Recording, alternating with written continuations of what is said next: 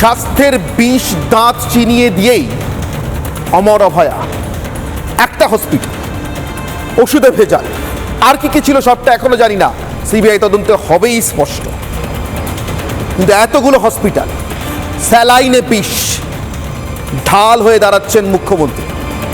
অভয়া চিনিয়ে দিয়ে গেছেন মাথাকে, বিষ দাঁতটা কোথায়?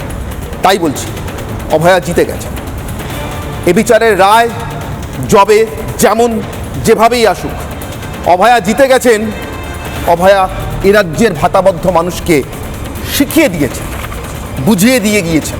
তার মা বাবাও সম্মানের সঙ্গে বলে, মানুষের জীবনের দাম 5 বা 10 লাখ টাকা নয়।